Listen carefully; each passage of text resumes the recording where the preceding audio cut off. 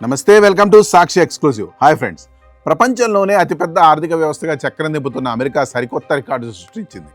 కాకపోతే ఇది సంపద సృష్టిలో రికార్డు కాదు, అప్పుల కుప్పలో సాధించిన ఘనత. చరిత్రలో ఎన్నడూ లేని విధంగా అమెరికా జాతీయ అప్పు ఏకంగా $40 ట్రిలియన్ మార్కును దాటేసింది. భారత కరెన్సీలో లెక్కగడితే ఇది సుమారు 3,300 లక్షల కోట్ల రూపాయలకు పైమాటే.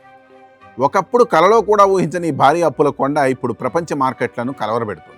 అమెరికా ఆర్థిక విభాగం వెల్లడించిన అధికారిక లెక్కల ప్రకారం మొత్తం పబ్లిక్ డెట్ $40.5 ట్రిలియన్ చేరుకుంది.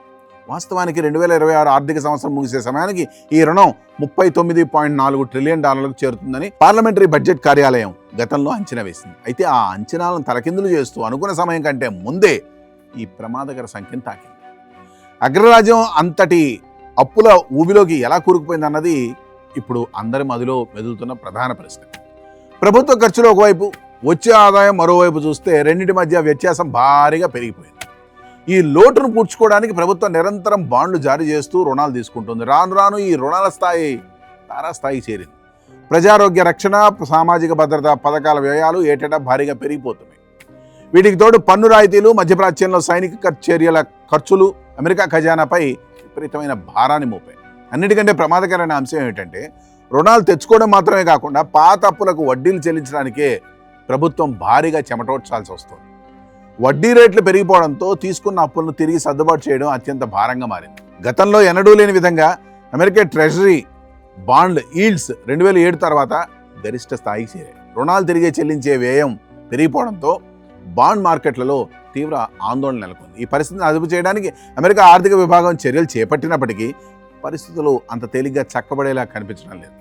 వాషింగ్టన్లోని ప్రఖ్యాత బ్రూకింగ్స్ ఇన్స్టిట్యూషన్ నిపుణురాలు జెసికా రీడ్ విశ్లేషణ ప్రకారం యుద్ధాలు లేని సాధారణ సమయాల్లో ఆర్థిక వ్యవస్థ బాగానే ఉన్న రోజుల్లో కూడా అమెరికా ఏటా సుమారు $2 ట్రిలియన్ బడ్జెట్ లోటును ఎదుర్కొంటుంది.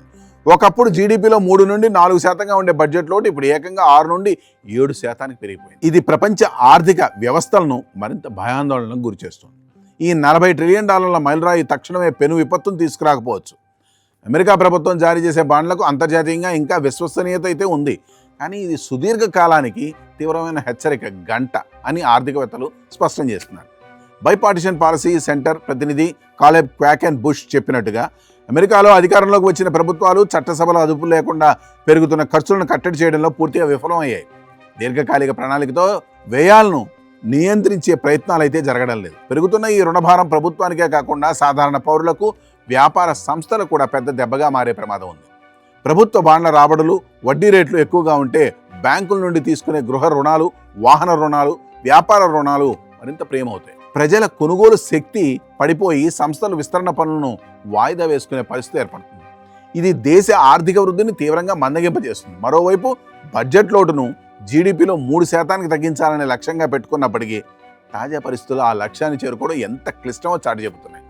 ప్రపంచ కరెన్సీ మార్కెట్లలో డాలర్ ఆధిపత్యం కొనసాగుతున్నంత కాలం అమెరికా ఈ రుణాలను ఏదోలా నెట్టుకు రావచ్చు. కానీ అప్పుల పర్వతం ఇలాగే పెరిగిపోతే రాబోయే రోజుల్లో అమెరికా ఆర్థిక వ్యవస్థ దివాళా దిశగా అడుగులు వేయడం ఖాయమన్న అభిప్రాయాలు బలంగా వినిపిస్తున్నాయి. ప్రపంచానికే పెద్దన్నగా నిలిచిన దేశం ఇప్పుడు తన సొంత అప్పుల సంక్షోభం నుండి ఎలా గట్టెక్కుతుందో వేచి చూడాలి. That's all for today. This is Harikrishna signing off for Sakshi Exclusive.